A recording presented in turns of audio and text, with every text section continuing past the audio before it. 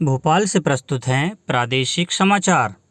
नमस्कार, समाचारों के साथ मैं जितेंद्र रघुवंशी। पहले मुख्य समाचार। जीएसटी संग्रहण में कमी से घटे राजस्व की भरपाई के लिए तैयार राज्य ले सकेंगे कर्ज। जीएसटी की बैठक में कुछ राज्य कर्ज नहीं लेने पर अड़े रहे।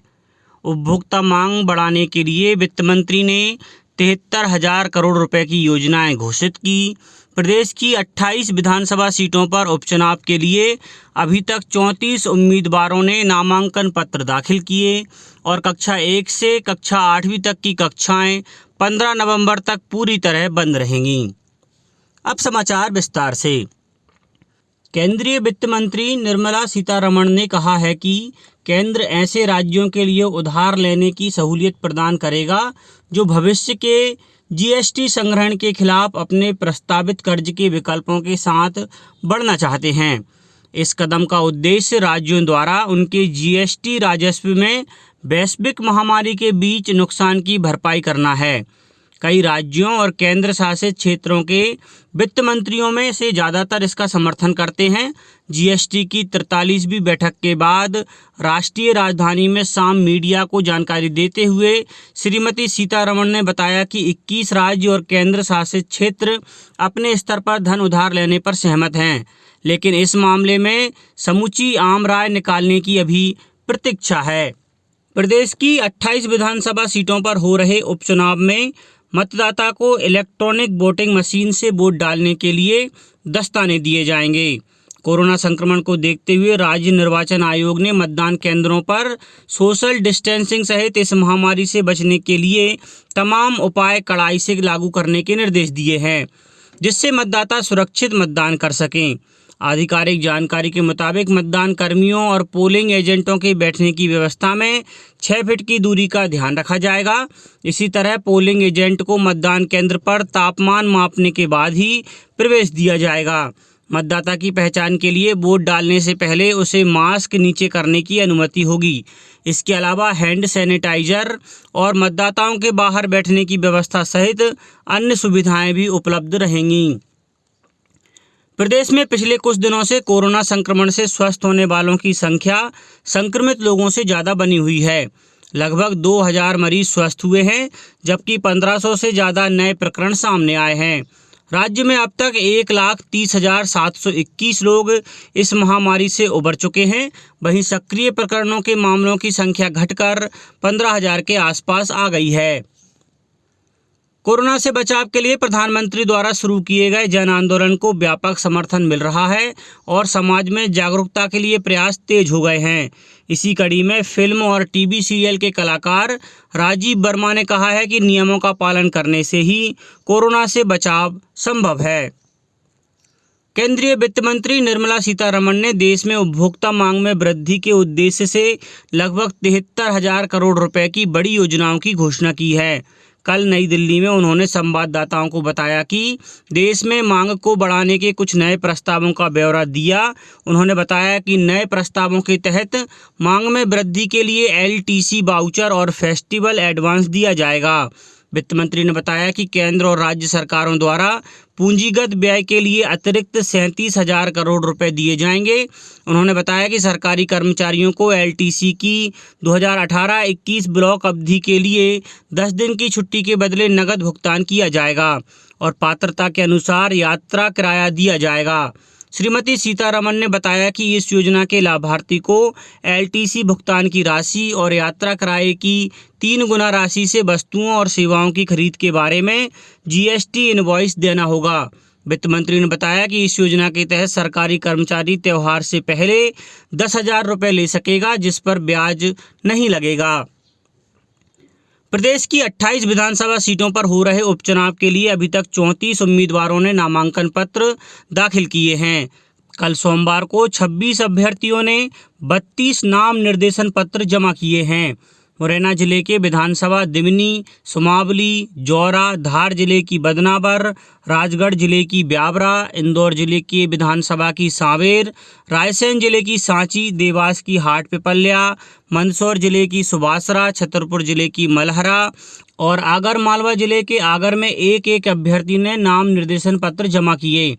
वहीं मुरैना जिले के अम्बाहा, मुरैना, शिवपुरी जिले के पोहरी और गुना जिले के बमौरी में 2-2 अभ्यर्थियों ने नाम निर्देशन पत्र जमा किए।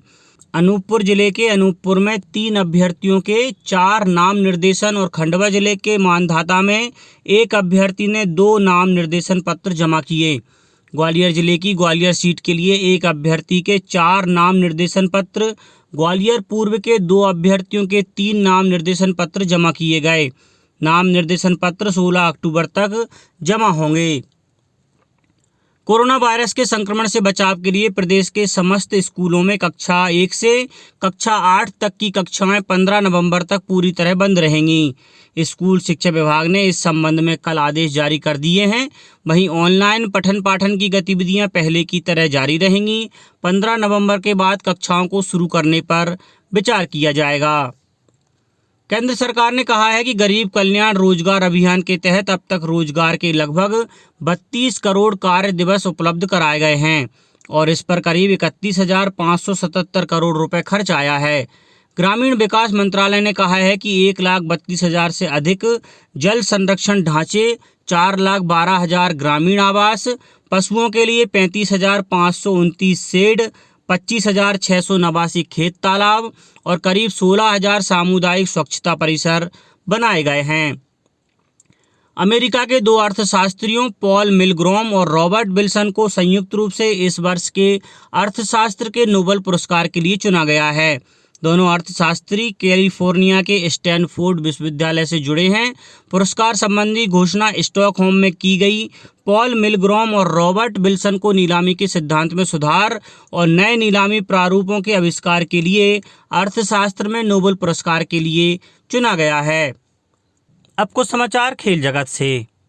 आईपीएल के 13वें सीजन के 28वें मैच में रॉयल चैलेंजर्स बेंगलुरु ने कोलकाता नाइट राइडर्स को 82 रन से हरा दिया। रनों के लिहाज से केकेआर के खिलाफ आरसीबी की यह सबसे बड़ी जीत है। इससे पहले बेंगलुरु ने कोलकाता को 2019 में 10 रन से हराया था। इस जीत के साथ बेंगलुरु पॉइंट्स टेबल में तीसरे स्थान पर पहुंच गई है। बेंगलुरु ने पहले बल्लेबाजी करते हुए 195 रन का टारगेट दिया था। जवाब में केकेआर 9 विकेट पर 112 रन ही बना सकी। कप्तान दिनेश कार्तिक समेत टीम के 8 बल्लेबाज दहाई का आंकड़ा भी नहीं छू सके। केकेआर के शुभमन गिल ने 34, राहुल त्रिपाठी और आंद्रे रसेल ने 16-16 रन बनाए। बेंगलुरु के वॉशिंगटन सुंदर और क्रिस मॉरिस को 2-2 विकेट मिले। नवदीप सैनी, इसरू उड़ाना, युजवेंद्र चहल और मोहम्मद सिराज को 1-1 विकेट मिला। आईपीएल के 13वें सीजन का अब सेकेंड हाफ शुरू हो गया है। लीग में सभी टीमों ने एक दूसरे से 1-1 मुकाबला खेल लिया है। ऐसे में लीग में आज से सभी टीमें दोबारा आमने सामने होंगी। लीग का 29वां मैच आज सनराइजर्स हैदराबाद और चेन्नई सुपर किंग्स के बीच दुबई में शाम 7:30 बजे से खेला जाएगा। चेन्नई के पास हैदराबाद के खिलाफ मिली पिछली हार का बदला लेने का मौका होगा। लीग के 14वें मैच में दुबई में ही हैदराबाद ने चेन्नई को 7 रन से हराया था। हैदराबाद ने पहले बल्लेबाजी करते हुए चेन्नई को 165 रन का टारगेट दिया था, जिसके जवाब में चेन्नई की टीम 157 रन ही बना पाई थी। अब कुछ समाचार संक्षेप में। प्रसिद्ध पार्श्व गायक किशोर कुमार की पुण्यतिथि पर आज खंडवा में किशोर नाइट का आयोजन किया गया है। इस वर्ष संस्कृति विभाग का अलंकरण समारोह नहीं हो रहा है। राज्य के संस्कृति विभाग के गमक कार्यक्रम में आज शाम किशोर कुमार पर केंद्रित कार्यक्रम का आयोजन किया गया है। कोरोना संक्रमण को देखते हुए जबलपुर जिला प्रशासन ने शहर के प्रमुख देवी मंदिरों में ऑनलाइन दर्शन की सुविधा शुरू की है और श्योपुर जिले के तुलसेब गांव में गांजे की खेती करने पर एक आरोपी को गिरफ्तार किया और 1 क्विंटल से अधिक गांजे के पौधे जब्त किए गए। अंत में मुख्य समाचार एक बार फिर। जीएसटी संग्रहण में कमी से घटे राजस्व की भरपाई के लिए तैयार राज्य ले सकेंगे कर्ज। जीएसटी की बैठक में कुछ राज्य कर्ज नहीं लेने पर अड़े रहे। उपभोक्ता मांग बढ़ाने के लिए वित्त मंत्री ने 73,000 करोड़ रुपए की योजनाएं घोषित की। प्रदेश की 28 विधानसभा सीटों पर उपचुनाव के लिए अभी तक 34 उम्मीदवारों ने नामांकन पत्र दाखिल किए और कक्षा 1 से कक्षा 8वीं तक की कक्षाएं 15 नवंबर तक पूरी तरह बंद रहेंगी। इस बुलेटिन में इतना ही। घर पर रहिए, सुरक्षित रहिए और सुनते रहिए प्रादेशिक समाचार। नमस्कार।